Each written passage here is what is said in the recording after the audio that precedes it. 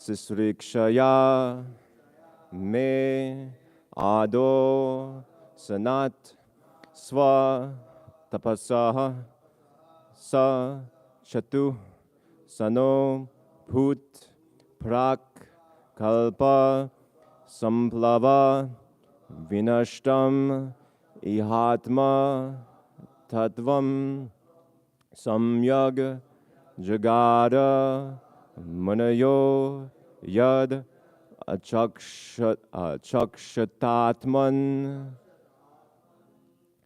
tapto tapa vivida loka visrikshayame ado sanatsva tapasa sachatu sano bhut prakalpa samplava vinashtam mihatma tattvam samyag jagada manayodyad achakshatatman taptam tapo vivida loka visrikshayame ado sanatsva tapasa sachatu sano bhut prakalpa samplava vinashtam mihatma tattvam samyak jagada manayodyada chakshatatman taptam tapo vividha loka visrikshayame ado sanatsva tapasa sachatu sano bhut prakalpa samplava vinashtam mihatma tattvam samyak jagada manayodyad achakshatatman. Extend.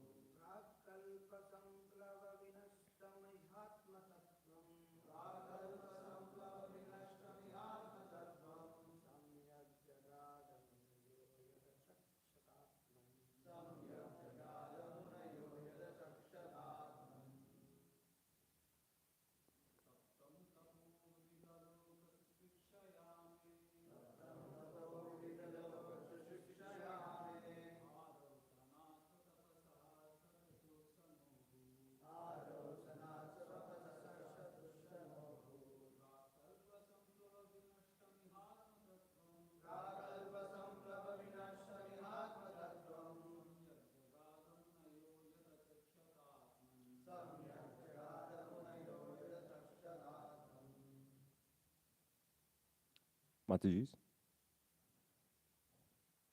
No? Okay. Taptam, having undergone austerities. tapaha, penance, vividhaloka, different planetary systems, sisrikshaya, desiring to create, me, of mine, ado, at first, sanat, from the personality of Godhead, swatapasaha, by dint of my own penances, saha, he, the Lord, chatusanaha, the four bachelors named Sanat Kumara, Sanaka, Sananda, and Sanatan.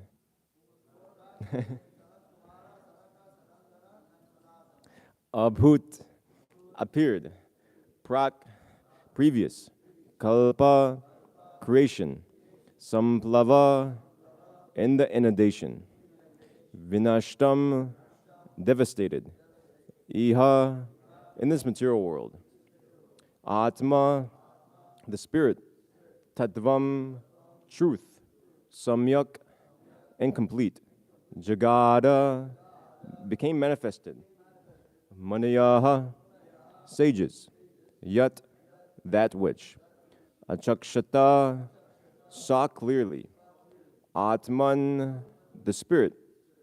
Translation and purport by His Divine Grace, Srila A.C. Bhaktivedanta Swami Srila Prabhupada. To create the different planetary systems, I had to undergo austerities and penance. And the Lord, thus being pleased with me, incarnated in four sanas. Sanaka, Sanat Kumara, Sananda, and Sanandana, and Sanatana. In the previous creation, the spiritual truth was devastated. But the four sanas explained it so nicely that the truth at once became clearly perceived by the sages. In the Vishnu Sahasranam prayers, mention the Lord's name as Sanat and Sanatana Tama. The Lord and the living entities are qualitatively Sanatana, or eternal. But the Lord is Sanatana Tama, or the eternal in the superlative degree. The living entities are positively Sanatana, but not superlatively, because the living entities are apt to fall to the atmosphere of non-eternity. Therefore, the living entities are quantitatively different from the superlative Sanatana Lord. The word son is also used in the sense of charity. Therefore, when everything is given up in charity to the Lord reciprocates by giving himself to the devotee. This is also confirmed in the Bhagavad Gita, Yata Mam Prapadyante. Brahmaji wanted to create the whole cosmic manifestation as it was in the previous millennium. And because in the last devastation, knowledge of the absolute truth was altogether erased from the universe, he desired that the same knowledge again be renovated. Otherwise, there would be no meaning in the creation. Because transcendental knowledge is a prime necessity, the ever-conditioned souls are given a chance for liberation in every millennium of creation. The mission of Brahmaji was fulfilled by the grace of the Lord when the four sanas, namely Sanaka, Sanat Kumara, Sanandana, Sanatan, and Sanatana, appeared as his four sons. These four sanas were incarnations of the knowledge of the Supreme Lord. And as such, they explain transcendental knowledge so explicitly that all the sages could at once assimilate this knowledge without the least difficulty. Following in the footsteps of the four Kumaras, one can at once see the Supreme Personality of Godhead within oneself. Om Agyanam Timarandasya Gananjana Shalakya Chakshura Unmilitam Yena Tasmai Shri Guruve Namaha Shri Chaitanya Manobishtam Stapitam Yena Bhutali Swayam Rupakadah Mariam Dadati Swapadantikam Vandeham Shri Guru Shri Tapadakamalam Shri Gurun Vaishnavahamscha Shri Rupam Sagarjatam Sagara Rakanatam Vitam Tam Shajivam Sadvaitam Savadutam Brijana Saitam Krishna Chaitanya Devam Shri Radha Krishna Padan Sakana Lalita Shiva Shakan Vitamshcha He Krishna Karuna Sindhu Dina Bandhu Jagatpate Gopasha Gopika Kanta Radha Kanta Navostute Tapta Kanchana Gaurangi Radhe Vrindavaneshwari Vrishabhanu Sute Devi Pranamame Hare Priye Vanchakapatubhyascha Kripasandubhya Patita Nam Bhavnebhyo Vaishnavibhyo Namo Namaha Namo Om Vishnu Padaya Krishna Prishtaya Bhutale Shrimate Bhaktivedanta Swami Iti Namane.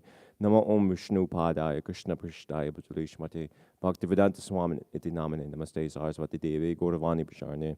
Nirvishesha Shunivari Paschatya Deshidarne. Bhuter Mahadbiri Mafpuro Vibor. Nirmaya Shiti Ad Amusha Purashaha. Bhunkti Gunan Shodasha Shodashatmaka. Sodang Krishishta Bhagavan Bachamsi Me.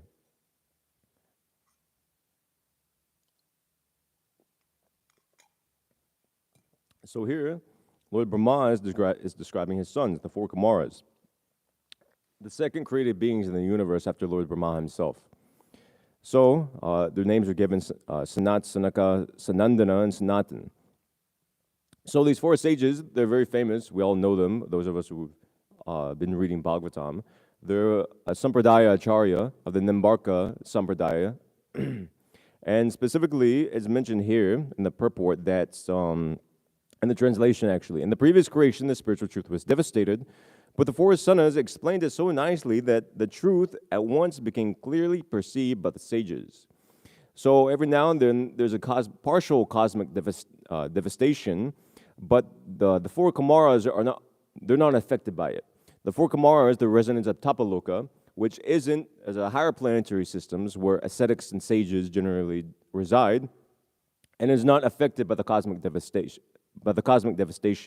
They travel, the four Kumaras, they travel throughout the universe as well, teaching others devotional service, but primarily their duty is there in Tapaloka, where they, as it's said here, at once became clearly perceived by the sages, and elsewhere, in the latter half of the purport, Prabhupada mentions these four Sanas were incarnations of the knowledge of the Supreme Lord, and as such, they explain transcendental knowledge so explicitly that all the sages could at once assimilate this knowledge without the least difficulty. So primarily what's being referred, of course, there's different varieties of sages, but chiefly we can understand that the four Kumaras, they instruct the residents of Tapaloka in devotional service. So, because the residents of that planet generally, according to Sanatana Goswami, they depend upon them for guidance. So these four sages, they're famous as Atma Ramas. They're self-satisfied from their very, not exactly birth, but more of creation, because they're manifested from Lord Brahma. They're Atma Ramas from the very beginning. They renounced any conception. Lord Brahma, of course, that history is there. I'll narrate it. He wanted them to enter into household life, but they were completely absorbed in Brahman from the very beginning. They were self-realized sages.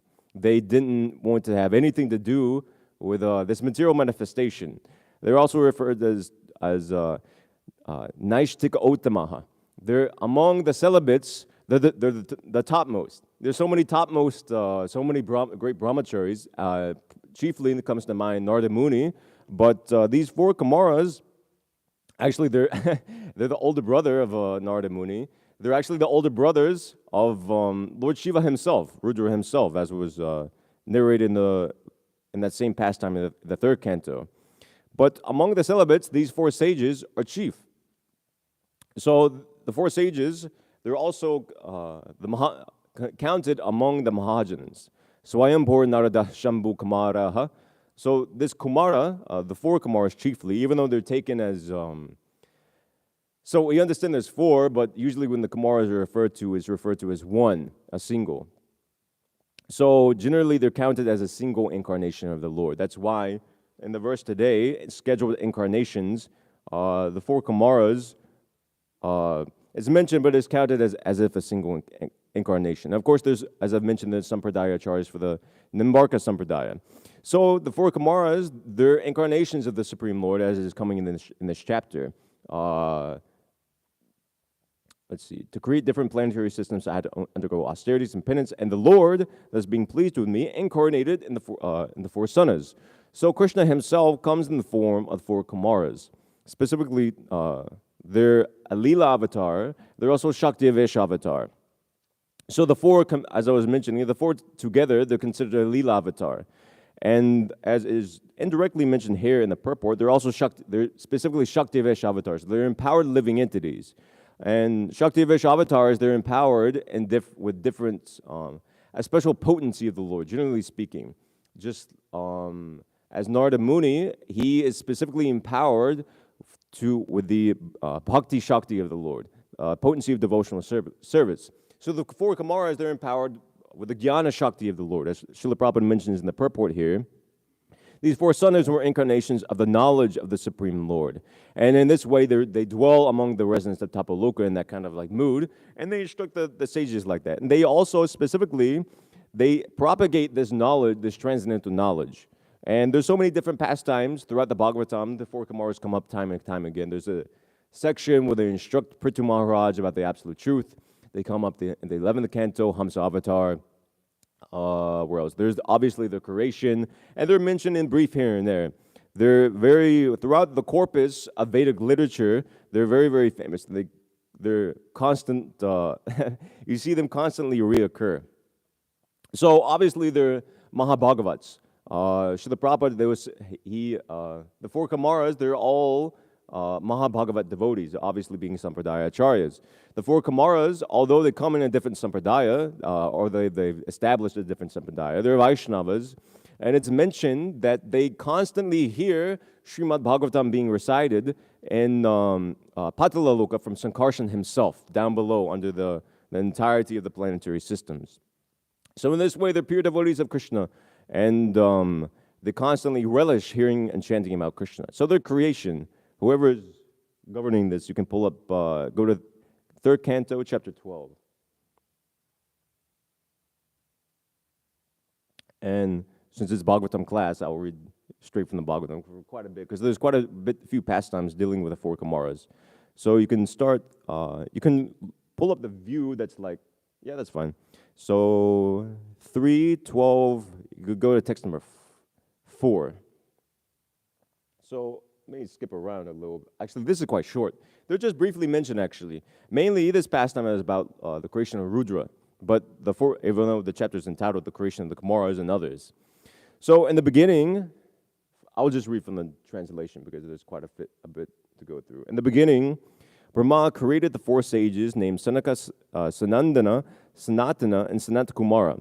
All of them were unwilling to adopt materialistic activities because they were highly elevated due to their semens flowing upwards. Urdhva Ritasaha. Elsewhere, like this. It's characteristic. Specifically in the 11th canto, the same thing is mentioned, the same words, Urdhva Ritasaha. Those sages whose semen flows upwards, who gives them good intelligence, they aspire and they attain liberation. So this, in this way, they're kind of, although they're boys, they're characterized by this. So Brahma spoke to his sons after generating them. My dear sons, he said, now generate progeny. But due to their being attached to Vasudeva, the Supreme Personality of Godhead, they aimed at liberation, and therefore they expressed their unwillingness. On the refusal of his sons to obey the order of their father, there was much anger generated in the mind of Brahma, which he tried to control and not express. So the whole chapter continues like that, but that's basically the brief mention of the four Kumaras. The rest of the chapter deals with, most of us know the story, Lord Brahma, he becomes angry, he tries to control that anger, and then Rudra manifests from his his eyes, his third eye actually, So like that, but so yes, we see from the very beginning the four Kumaras, they're completely detached from materialistic life. And interestingly, it's mentioned here that they were attached to Vasudeva. They were devotees from the very beginning. So later we hear, famously, again in the same canto, you can go to 3:15, chapter 15, text number 26. I'll read quite a bit here. This I'll kind of condense because it's a lot. A lot of us are familiar with this. The famous cursing of Jai and Vijay. Most of us, and probably the most glorification the four Kumaras get is probably in relation to this pastime, because the Jai and Vijay and the different births or incarnations, whatever you take it as, they come up time and time again throughout the Bhagavatam. So I'll read starting from 26. Thus the great sages Sanaka, Sanatana, Sanandana, and Sanatakumara, upon reaching the above-mentioned Vaikuntha in the spiritual world by dint of their mystic yoga performance, perceived unprecedented happiness. They found that the spiritual sky was illuminated by highly decorated airplanes piloted by the best devotees of Vaikuntha and was predominated by the Supreme Personality of Godhead. After passing through the 6 entrances of Vaikuntha Puri, the Lord's residence, without feeling astonishment at all the decorations, they saw at the 7th gate 2 shining beings of the same age, armed with the maces and adorned with the most valuable jewelry, earrings, diamonds, helmets, garments, etc. The 2 doormen were garlanded with fresh flowers which attracted intoxicated bees, which were placed around their necks and between their 4 blue arms. From their arched eyebrows, discontented nostrils, and reddish eyes, they appeared somewhat agitated. The great sages, headed by Sanaka,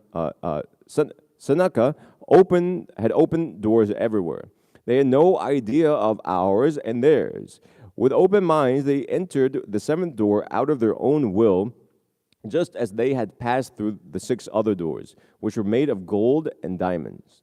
The 4 boys, who had nothing to cover their bodies but the atmosphere, looked only 5 years old, even though they were the oldest of all living creatures, and had realized the truth of the self. But when the porters, who happened to possess a disposition quite unpalatable to the Lord, saw the sages, they blocked their way with their staffs, despising their glories, although the sages did not deserve such treatment at their hands. When the Kumaras, although by far the fittest persons, were forbidden entrance by the 2 chief doorkeepers of Sri Hari, while the other divinities looked on, their eyes suddenly turned red because of anger due to the great eagerness of their most beloved master, Sri Hari, the personality of Godhead. The sages said, "Who are these 2 persons who have developed such a discordant mentality, even though they are posted in the service of the Lord in the highest position and expected to have developed the same qualities of the Lord? How are these 2 persons living in the Vaikuntha? Where is the possibility of an enemy's coming to enter this kingdom of God? The Supreme Personality of Godhead has no enemy who could be envious of him. Probably these 2 persons are impostors. Therefore, they suspect others to be like themselves. In the Vaikuntha world, there is complete harmony between the residents and the Supreme Personality of God, just as there is complete harmony within space and between the big and small skies.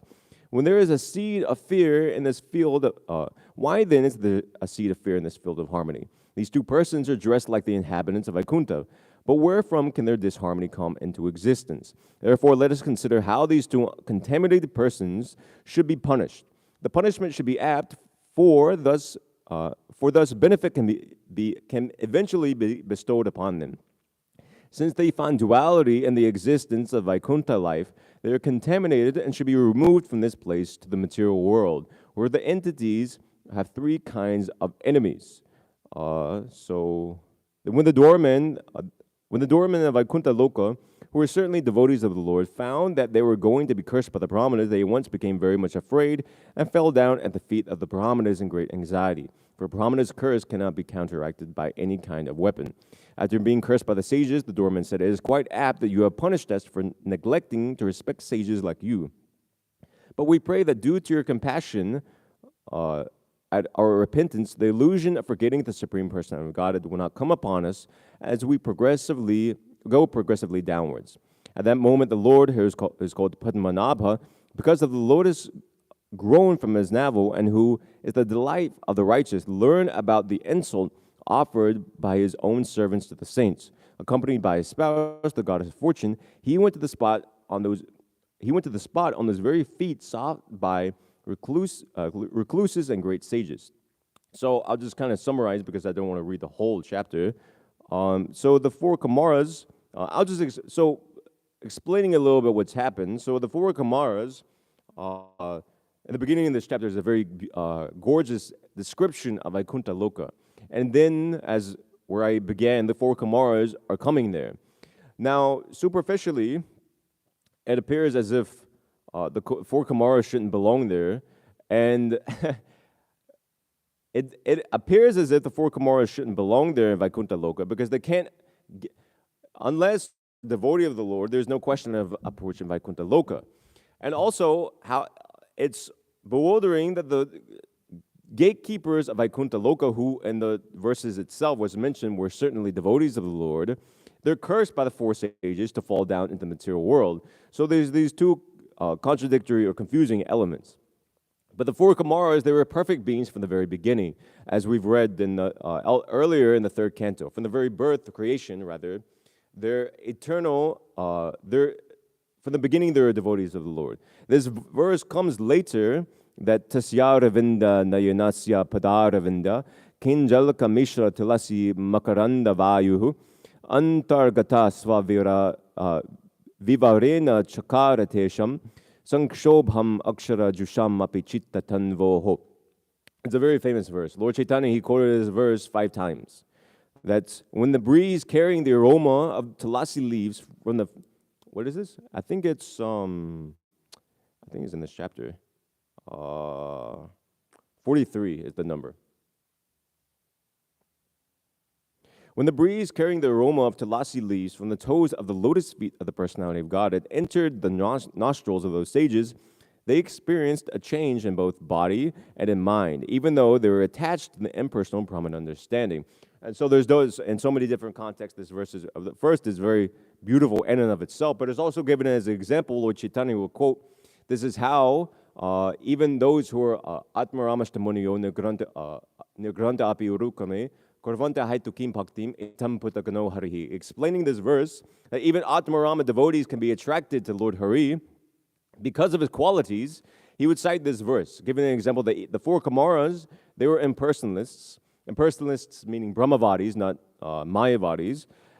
But by smelling, as is mentioned here, by smelling the tulasi leaves from the scent coming from the lotus feet of the Lord, they developed attraction for the personality of God, and they became devotees. So this is certainly there. In the same sense that Narada Muni, he also became a pure devotee by taking the remnants of the Bhaktivedantas. Even though Narada Muni he's in Nitya Siddhi, he's an eternally perfect devotee. So this is there, from my understanding, for the sake of Leela, more or less. Just as Jai and Vijay, how could it be that they're cursed by other pure Vaishnavas to fall first? Because otherwise, how is it that the 4 Kamaras were able to enter into the gates of Vaikuntha? It's mentioned that 6 of 7 gates they were able to enter into, whereas Durvasa Muni, you see, of course, he's an incarnation of Shiva, but he was denied entrance for the very beginning of Vaikuntha. He wasn't allowed entrance into the realm at all.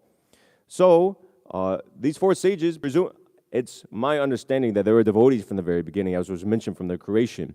And they're just enacting this pastime for the sake of Leela, for the sake of instruction. So many instructions came about from just like this explanation of how impersonalists can be attracted to Lord Krishna, as well as so many different things, how to behave towards Brahmanas, how to, the behavior of the Lord Hari himself when he came, exhibiting extreme humility, actually, and very appreciation of the 4 sages, even though they had cursed his own doorkeepers.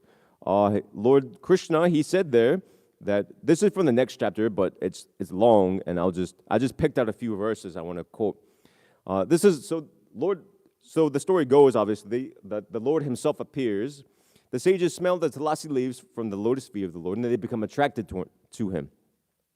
And then the Lord, he apologizes for the behavior of his doorkeepers. He says, anyone in the entire world, even down to the Chandala, who lives by cooking and eating the flesh of a dog, is immediately purified if he takes bath in hearing through the ear the glorification of my name, fame, etc. Now you have realized me without doubt. Therefore, I'll not hesitate to lop off my own arm if its conduct is found hostile to you. And this, he's also presumably, I think in this purport, Srila Prabhupada, he mentioned something about the Lord's words carrying multiple meanings. So he means this literally, and he also means it in the sense considering Jai and Vijay, his doorkeepers, as extended parts of himself, which philosophically they are. So the Lord continues, I do not enjoy the oblations offered by the sacrificers in the sacrificial fire, which is one of my own mouths, with the same relish as I do the delicacies overflowing with ghee, which are offered to the mouths of brahmanas, who have dedicated to me the results of their activities and who are ever satisfied with my prasad. And on the other hand, they captivate my heart, who are gladdened in heart, and who, the lotus faces enlightened by nectarian smiles, respect the brahmanas, even though the brahmanas utter harsh words. They look upon the brahmanas as my own self and pacify them by praising them in a loving word, even as a son would appease an angry father, or as I am pacifying you. So the Lord himself is giving so much very nice instructions, setting a obviously exemplary example by his own behavior. Superficially, you could take it that the sages came and they were creating a disturbance in the otherwise perfect world of Vaikuntha, mistaking that the doorkeepers who would have just appeared to be doing their job, keeping impersonalists out of Vaikuntha and because only devotees are allowed. These sages had come, cursed them, but because those sages were attracted to Krishna, Lord Krishna came, and because they're also Brahmanas, as being mentioned here, Brahmana devotees, Lord Krishna came, and he's apologizing to them, actually. Even though Lord Krishna's own doorkeepers were insulted and cursed, actually. So another aspect of this pastime is that the fall of Jai and Vijay, it was actually the desire of those two doorkeepers, devotees, to come to the material world and enact those pastimes. Srila Rupa Goswami, he mentions this in his Laghu Bhagavatamrita, that it was a deliberate display. It wasn't just a chance affair or just a mishap or an accident. It was all by arrangement. So, Srila Prabhupada, so these other instructions by the Lord, obviously these are very nice instructions. You know, you see the attachment of Lord Krishna for he's willing to lop off his own arm, and he sees the glorification, you see the glorification of the Brahmanas, Lord Krishna, he is very fond of Brahmanas and those who serve Brahmanas. So you see here, you know, he's more pleased by offerings to Brahmanas which are overflowing with ghee than those offerings which are offered into the sacrificial fire, which is considered his own mouth. The principle is there that aradhanam sarvesham vishnu aradhanam param tasmat parataram devi tadiyanam samarchanam. That higher than worship of the Lord Vishnu himself is worship of Lord Vishnu's devotees or Krishna's devotees. So this principle is being directly exhibited here. And then you see that it's very useful instruction. I think of this often, that their lotus faces. So even though a Brahmana may utter harsh words, those who look upon the Brahmana as my own self and pacify them by praising them in loving words, just as a son will pacify their father, is very dear to me, Krishna is saying. So we see this example in the devotees of the Lord as well, just as Maharaj Ambarish we were talking about recently. He was similarly being harassed by Durvasa Muni. But Maharaj Ambarish, who is a Rajarshi himself, who had full access to all mystic cities himself because he's a perfect devotee, he's a completely pure devotee, he didn't counter-curse Durvasa Muni, or he didn't retaliate at all. Rather, he tolerated that curse, and actually, exactly what's being mentioned here, he met him with a smiling face and a gentle countenance. So it's a very good instruction. We see this throughout the Bhagavatam. So, Srila Prabhupada, he mentions, explaining this pastime, actually, backing up a little bit, so this principle of the four Kumaras being attracted to the lotus feet of the Lord by smelling the tulasi. And so, as I was mentioning, the example is there is given to Narada Muni. The example is also given to Shukadeva Goswami. He attained perfection by reciting the Srimad Bhagavatam, but he was already perfect. So, the same thing, the Kumaras, the example is given that they attained perfection by expelling the dust from the lotus feet of the Lord, but they're already perfect. So, Srila Prabhupada, but the example is there for the sake of instruction, for the sake of making the point that impersonalists can be attracted. And Srila Prabhupada, in his Chaitanya Charitamrita commentary around the Atmarama verse, he makes the point, I'll just read directly, this is from one of the purports there, purporting to this same verse actually. He says, those who are actually on the platform of Brahman realization and who have not offended the lotus feet of Krishna can immediately become Vaishnavas simply by smelling the aroma of the Lord's lotus feet. But those who are offenders or demons are never attached to the Lord's personal feature, even though they may visit the Lord's temple many, many times. So, Srila Prabhupada uses different language throughout his books, and sometimes the words aren't, his use of English words rather, don't necessarily carry the same technical meaning as Sanskrit words do. So, Srila Prabhupada, he's drawing a distinction in this purport between those who are Brahmavadis, who he refers to as just impersonalists, and those who are Mayavadis. Elsewhere, just like if you read many times in the Bhagavatam, Srila Prabhupada will broadly use this word impersonalist and say they're offenders against Krishna. But specifically, among impersonalists is the Mayavadis who are offenders against Krishna's lotus feet. Those who consider Krishna's lotus feet to be an illusion, etc., like this. But those who are just absorbed in Brahman realization without becoming envious of the Lord or thinking him to be an illusion, they are able to, just like Atmaramastamunyo, etc., like this, they're able to be attracted to the Lord. So this distinction is drawn there. It's very important to know that just because somebody's an impersonalist, just because somebody's absorbed in Brahman, doesn't disqualify them or disbar them from devotional service. Srila Prabhupada will often present, just like I was reading earlier in the Bhagavad Gita, he gives the famous example of the different students of the sun. There are students who are studying the sunshine. More advanced is one who studies the service of the sun, and the most advanced is one who enters into the affairs of the inner affairs of the sun. So the subject is the same, and there are different degrees of students. So it's not that those students who are just absorbed in studying the sunshine are disbarred from higher studies. So similarly, too, those who are impersonalists aren't disbarred from the devotional service of the Lord. They just need the proper knowledge. So more in the four Kumaras. This is personally one of my favorite sections. You can pull up 11, 13, 17. So the four Kumaras actually, so does anybody know whose disciple they are?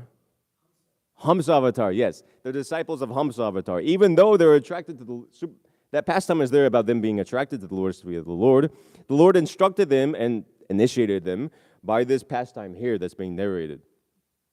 So there's some pretext to this, but I'll just kind of read straight from the from the translation. So the sages, headed by Sanaka, said, "O Lord, people's minds are naturally attracted to material sense objects. And similarly, the sense objects in the form of desire," I believe they're speaking to the Lord Brahma here. "And similarly, the sense objects in the form of desire enter within the mind. Therefore, how can a person who desires liberation or desires to cross over the activities of sense gratification destroy this mutual relationship between the sense objects and the mind? Please explain this to us." So that may be kind of complicated English, but it's basically the sense objects are lodged in the mind, and you have to use this mind to attain liberation. But the mind is desire and sense gratification. So what do? It seems like a catch-22 situation. So I'll just continue reading verse after verse. The Supreme Personality of Godhead said, "Madir Uddhava." Brahma himself, this is Krishna. This is within Uddhava Gita, yeah. Brahma himself, so Krishna is instructing Uddhava about Brahma, the four Kumaras instructing Brahma. Brahma himself, who is born directly from the body of the Lord and who is the creator of all living entities within the material world, being the best of the demigods, seriously contemplated the question of his sons headed by Sanaka. The intelligence of Brahma, however, was affected by his own activities of creation, and thus he could not discover the essential answer to this question. Even Lord Brahma was bewildered about it. Lord Brahma desired to attain the answer to the question that was puzzling him, and thus he fixed his mind on me, the Supreme Lord. At that time, in my form of Hamsa, I became visible to Lord Brahma.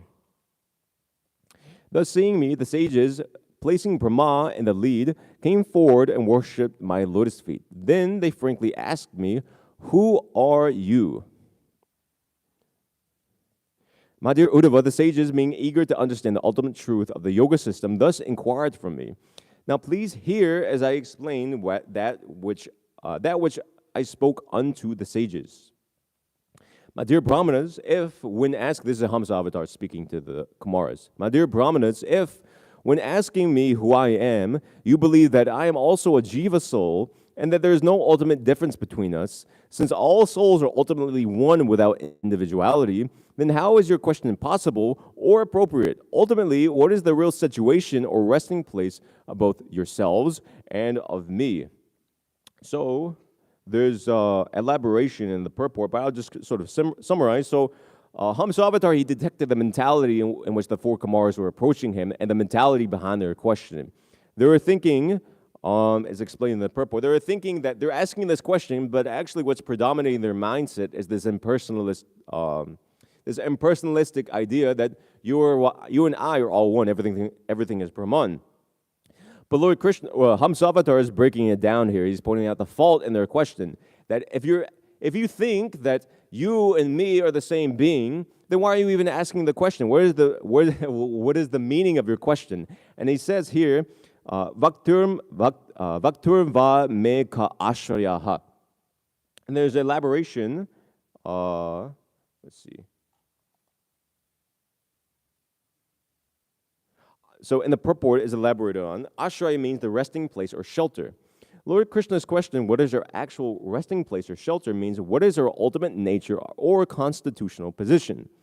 This is because no one can come to rest or be satisfied unless one is in one's natural position. The example is that one may travel all over the world, but ultimately one becomes satisfied by returning to one's own home. So, etc. like this. So the four Kumaras, they're asking about, essentially, Hamsavatar is pointing out this, that actually you're asking about your constitutional position. So the next verse you can go on to. If by asking me, who are you, you are referring to the material body, then I must point out that all material bodies are constituted by 5 elements, namely earth, water, fire, air, and ether. Thus, you should have asked, who are you 5? If you consider that all material bodies are ultimately one, being constituted essentially of the same elements, then your question is still meaningless, since there would be no deep purpose in distinguishing one body from another. Thus, it appears that in asking my identity, you are merely speaking words without any real meaning or purpose. And there's a nice elaboration in the purport here by Vishwanath Chakravarti Thakur. I'll read it straight. In the previous verse, Lord Krishna demonstrated that if the sages accepted the impersonal philosophy that all living beings are ultimately one in all respects, their question, who are you, is meaningless, since there would be no philosophical basis to distinguish one manifestation of spirit soul from another. In this verse, the Lord refutes the false identification with a material body composed of 5 elements. If the sages accepted the body as the self, then their question was meaningless, since they would have to ask, who are you 5? If the sages replied that although the body was composed basically of 5 elements, and these elements can be considered a single substance in the form of the whole body, then the Lord already replied by the words, Samaneshu cha vastutaha. The bodies of human beings, demigods, animals, etc. are all composed of the same 5 elements, are essentially the same. Therefore, the question, who are you, is ultimately meaningless. Thus, if one accepts either the theory that all living entities are essentially ultimately the same, or the theory that all living entities are ultimately non-different from the material bodies, in both cases, the question of the sages is meaningless. The sages might argue that even among learned persons, it is common to practice to ask questions and give answers on many subjects as a part of normal life. The sages could point out that Lord Krishna also distinguished among them by his saying Vipraha, or Brahmanas, and Vaha, or your question as expressed in this verse. In this way, it is seen that the Lord also accepts the ordinary customs of questions and answers. To answer this argument, Lord Krishna states, Vacha Rambho Hyanartakaha. The Lord states, by addressing you as Brahmana, my addressing you as Brahmanas is merely an exhibition of words if we are ultimately not different. I merely reciprocated with your approach to me. Therefore, if we are ultimately one, neither my statement nor your question has any real meaning. I can conclude, therefore, by your question to me that you are all actually not actually very intelligent. Therefore, why are you inquiring after ultimate knowledge? Aren't you embarrassed? So the whole chapter continues on like that. There's a whole set of instructions. I hope everybody was able to follow that. The English is a little dense in some places, but it's a very, very nice pastime. And then the whole chapter is Hamsavatar speaking in elaborate terms, answering their question.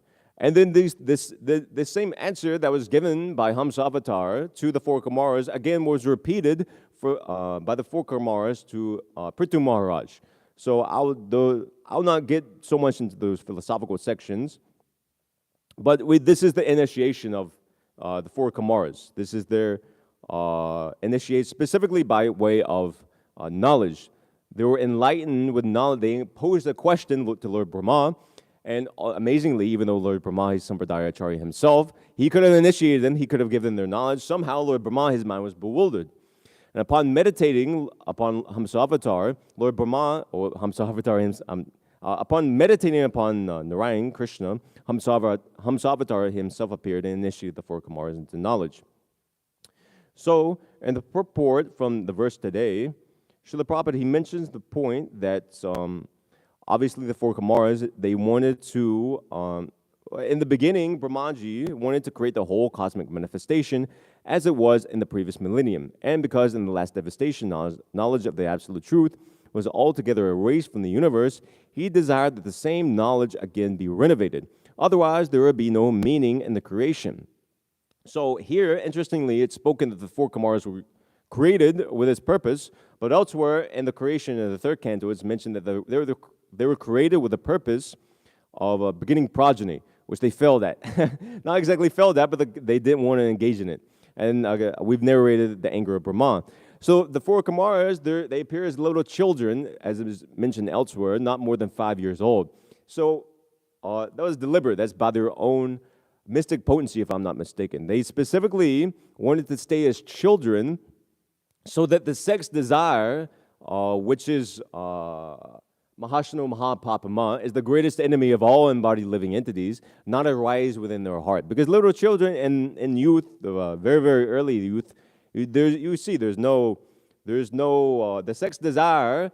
It may be there within conditioned beings, but it has become manifested.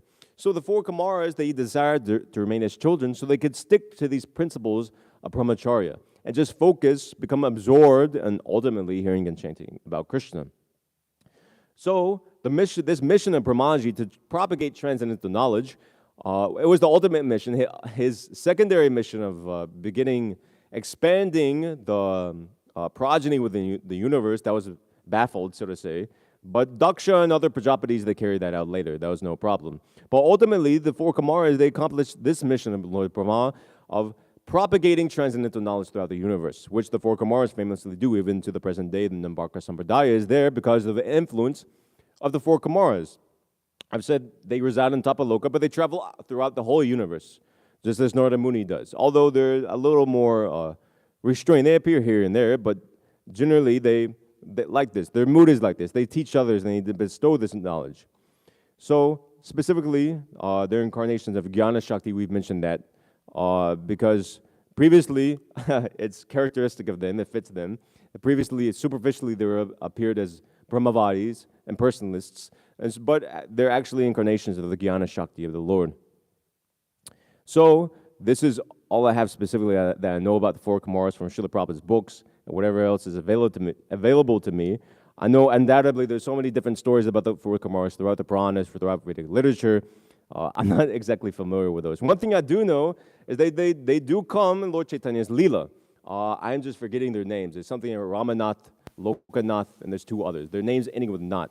I don't know their pastimes because they're not in Chaitanya Charitamrita. They're also not in Chaitanya Bhagavat. Maybe other biographies of Lord Chaitanya, they're mentioned there, but to my knowledge, I don't know, I can't narrate those glories, but I know they do come and they do participate in the glorious Sankirtan movement of Lord Chaitanya. So, I can end my class there and open it up for comments, questions, or anything else somebody may add that I haven't said about the four Kumaras. Yes? Regarding this, I have many things to say. Yeah, go ahead.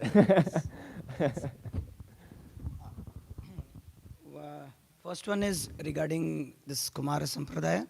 Mm-hmm. As you mentioned very clearly that Hamsa Avatar, it was, as you mentioned, Narayana, Brahmaji was praying to Narayana. Then from Narayana, and Narayana came in the form of a Hamsa and they couldn't, who is this? They couldn't understand, They couldn't recognize Who him. is this? What is this? What is this form of some bird or something like? And then he comes into a second. So Hamsa initiates through Jnana knowledge, Divya Gyan, Nitya Prakshaj, to four Kumaras. And four Kumaras initiate Narad Muni. It's otherwise mentioned in Bhaktivinoda Thakur mentions in Srimati Navadip Dhammatmya that they initiate Narad Muni. Narad Muni initiates. Narad Muni also comes in Brahma Sampradaya. No, the point is, he comes in Brahma Sampradaya. So he's too within. Yeah, it's within that. So Narad Muni initiates Nimbarka. There is Nimbarka Sampradaya is nothing but the Kumara Sampradaya. So if you meet Kumara Sampradaya devotees who are there in Vrindavan and in many parts of North India, so they say this one, that Narad Muni, from Narad Muni, Nimbarka got initiated. Nimbarka is from somewhere in South India. He is a philosopher. So he took that Sampradaya. And because we are Sri Chaitanya Mahaprabhu's followers, if you, I don't know whether it's there in Chaitanya Charitamrita, but Bhaktivinoda Thakur mentions in Navadvita Mahatmya that Chaitanya Mahaprabhu took two principles from That's in each Chaitanya Charitamrita, sampradaya. Guru, His Holiness Bhakti Vikas Maharaj writes in his Sri Chaitanya Mahaprabhu at the end of the chapter. At the end, he mentions all those two points. In these 2 points, which Chaitanya Mahaprabhu took, from, you can mention. These are from Nimbarka, I don't know. Nimbarka is about Radha Ashray. That is to become Ekanta Bhakta. That is to take exclusive shelter of Srimati Radharani. This is one. And the second one is, it is in the shlokas where Vishwanath Chakravarti Thakur explains, the worship which gopis, the mood in which gopis worship Krishna, that is the topmost worship that Nimbarka Acharya, he establishes. So Chaitanya Mahaprabhu. So we are in the mode of separation from Krishna. Gopis are worshipping Krishna. So that is the mood which Chaitanya Mahaprabhu accepts. These two things. And I wanted to ask one thing. If you see the pastime of Narad Muni and four Maras with the Brahmaji, Yes. it seems like Guru Ravagya. They didn't follow their spiritual master and father. Guru Maharaj gave one whole class about this. Yeah, didn't get Prabhupada that has a class. purport about that actually. It's like they didn't follow their, because, why I am asking, because in Hare Krishna movement, I will tell you, because Brahmaji says them to create the progeny, and they say no. They deny. We don't want to do it. We become entangled and we don't want to do it.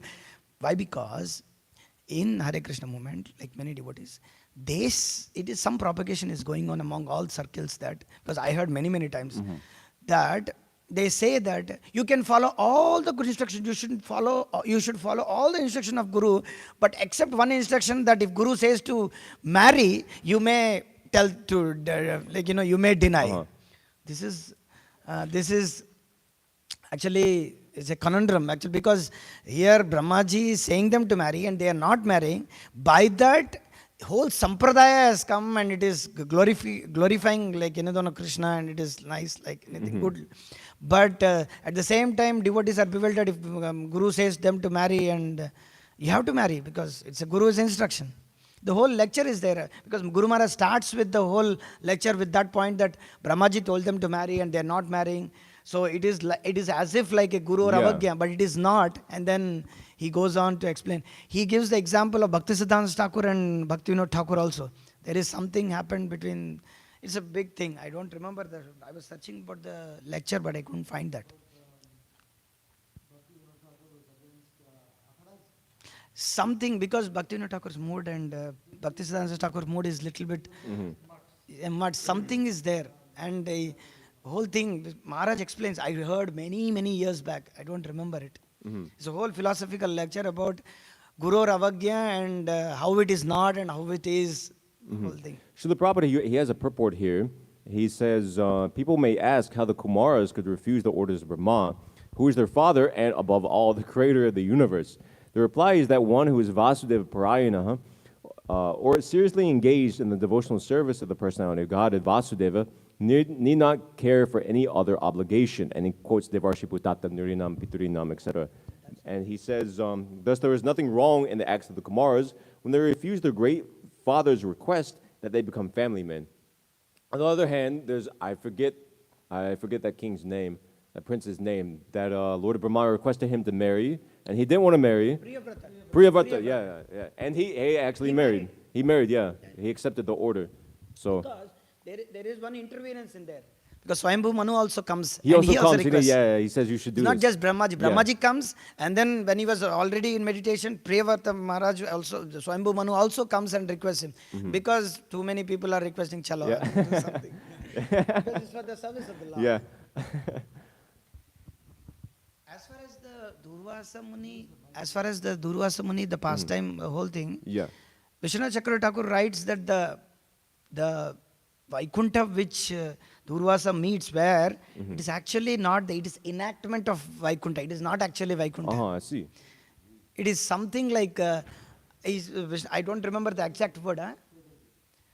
It's not even Shwetadeep. That's what Vishwanath Chakravarti Thakur writes. Shivaram Maharaj in his book called Sadhavo Hridayam Mahyam. In that book he writes, because the whole thing looks very very nice like Vaikunta, but Lord reveals to Durasa Muni, you are thinking it is Vaikunta, it is not Vaikunta. I see. But because wherever Lord is there, Vaikunta can appear, but actually it is not the real Vaikunta where Duryasa went. Although Prabhupada has said that he has gone to Vaikunta, but if you read that book, you can understand. Because I remember hearing that word that it is like something just to create that conversation between Vishnu, Narayana, and Durvasa. Yeah. Another two are there, but I can Thank you. close to somebody else. Anything more? Questions, comments? I do have a question. You mentioned that the four Kumaras were perfect beings Yeah. even before they went to the Vaikuntha local planets. But Yeah. I'm trying to understand because I don't exactly know where, but it says that the perfection of life is to always remember Krishna and never forget him. Yeah, So how is it that they were perfect, although they had no knowledge of Krishna's perfect? They personal did. It's form? mentioned actually directly in the Bhagavatam. What is that? Okay, yeah. Actually, the word comes Vasudeva Parayanaha, meaning they had taken shelter from Vasudeva from the very beginning of their apparent creation. Brahma spoke to his sons after generating them, my dear sons, now generate progeny. But due to their being attached to Vasudeva, the Supreme Personality of God, that they aimed at liberation, and therefore they expressed their unwillingness. My understanding is that they must be Nitya Siddha devotees. Otherwise, how is it that they've come to the material world by some process? However, they've come down, and they're enacting the mission of the Lord, just as not that they've accepted material bodies, but just as Narada Muni, so he in his spiritual body also travels like that. So I understand they come in like this. It's not that they're like born in the material world, or they have to, and therefore they exhibit that perfection, that attachment to Krishna from the very beginning. Is it that they were attached to Krishna, but they chose? They're already attached but to they Krishna. chose to It's worship lila. his impersonal. It's a lila for the sake of instruction. Okay. Instructing others is my understanding. Just as it looks like the Jai and Vijay fell down because they messed up, but actually it was the same thing as lila. It's actually they had a desire to come and like that. So, and also so many instructions came through that. So there's two things there. Ethan, you had a question? Chandeep, bro. I have a small question, Prabhu. When Jai Vijay were cursed, were there no gatekeepers in Vaikunta for some time? I've heard this mentioned. My, I don't know. I forget the exact answer. Do you? Yeah, that's my understanding too. Yeah, they're also they're in the material world. They're also there. I mean, it's just like in Arjuna. He's there, but he's also there in Gaur Leela as Ramananda Roy, for instance. So it's not that Arjuna leaves his post. So it must be multiple expansions going on, multiple not personalities, but like that. There's yeah. So that's my understanding. They remain in Vaikunta somehow, maybe hidden. I don't know. Whatever's going up there. Leela is also going up there, so maybe superficially may not look like they're up there. Also, there's so many different doorkeepers in Vaikunta. There must be even if superficially for the sake of Leela they go, like that. There's so unlimited souls up there that can once replace. So that's my understanding. It's light philosophical speculation about it. Tai, you had something? Also, to add on to what he said about Chandeep said, he was talking about are they still there at the gate? And also he said, devotees can go two places at once. Even Mother Yashoda, she's in so many universes with Krishna, all at once. But my point is that Guru Maharaj said in one lecture that Prabhupada said that impersonalists are the same all the way up until liberation. Yeah. And then after that, it's completely different. Because they both agree the material world is a place of misery, he said, and stuff like that. Yeah. Therefore, the point about this point about Brahmavadis, up until the point of Brahma is the exact same philosophy. Even Mayavadis, Prabhupada would say is the exact same philosophy up until the point of Brahman. Their concept, Brahmavadis, they get Brahman slightly right, generally, at least what they understand about it. Mayavadis, they think Brahman is supreme, and they also think the misunderstanding is there that they think Krishna to be an illusion. We've all heard. So yeah, once you get up until there, it starts getting more muddled. So yeah. So, you know? Hare Krishna. Prabhu, so Jai and Vijay, they were in Vaikuntha, I guess, like engaging in their constitutional position. Yeah. So how is it that they had the desire to come to the material world? Like I can see that it's like for like Leela purposes, but you said that they had like the desire to come to the material world, maybe necessary. I would have to, that was a point mentioned specifically by Rupa Goswami. I would have to see the exact point. I remember generally, you know, offhand? Yeah, you can. Yeah, that's my understanding. They wanted to fight with the Lord. Actually, who can fight with the Lord? Yeah. Only the devotees can fight. So they wanted to have a mock fight. That is called a Virya Rasa. There are among 5 principal rasas and other additional 7 rasas. There are 12 rasas. Virya, there is, what is that? Wonder, there is one rasa. There is like that, there is chivalry, that is Virya Rasa. So they wanted to have the Virya Rasa with the Lord. So that is there within their heart, and Lord saw that and He manifested through the curse from the 4 Kumaras. That is what Acharyas explain. Because otherwise in Vaikuntha you can't have that. It's also explained in the same regard, the Supreme Lord had a desire to fight. Yeah, that's also there. That's also there, yeah. Supreme Lord had a desire to fight. Seeing that desire, his devotees Jai and Vijay wanted to fulfill that desire. And therefore it wasn't necessarily just Jai Vijay's desire, it was Supreme Lord's desire. And so then, but where can you fight? In Vaikuntha you don't fight. Yeah. So they came to the material world to fight. That's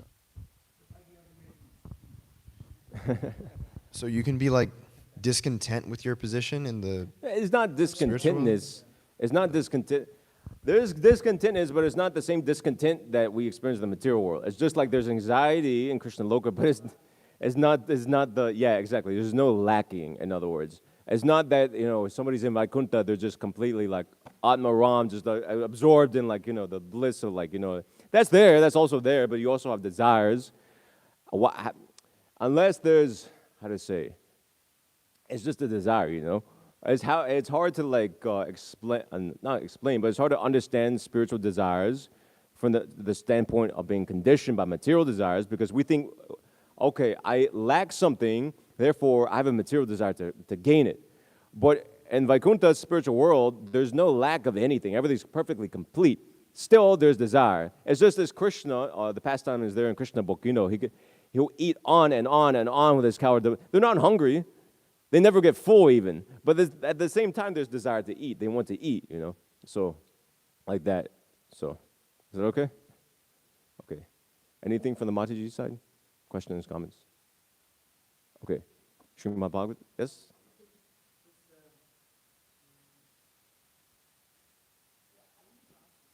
Brahmavadis use, like, Sukadeva Goswami, we give the example. Yeah, that's Kumaras. also him. Apart from these 2, there is any other examples? Offhand? I don't know anybody. Offhand, I don't know. It's so rare. just Lord wanted Chaitanya, he talks about the Mahatma Rama verse, but practically it's like, if you see modern day, who is a Brahmavadi? No, modern day you live at least from the Puranic or from Puranas. Anybody remembers anything? I don't know, maybe among the rishis, but other than that, it's like... Because becoming even a Brahmavadi is very, very, very, very rare. Yeah. Because Mayavadi bhashya sunile hoy sarvanash. Mayavadi Krishna aparadi. But Brahmavadis are not Krishna aparadis. So it is, they have that understanding is Brahman is Brahmajyoti. But my thing is that apart from 4 Kumaras and Sukadeva Goswami, there is none none are there. Rare, yeah. It is very startling to me that apart from these 2, there is nobody Brahmavadis. Although Brahmavadis we say, but there are many Mayavadis. It's easy to become a Mayavadi than to become a Brahmavadi. Maybe, at least, maybe in other Puranas, I'm not sure.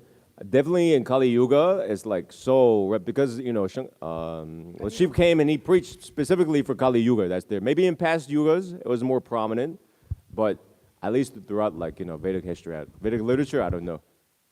So, okay. Srimad Bhagavatam ki, Srila Prabhupada ki, Vancha Kalpa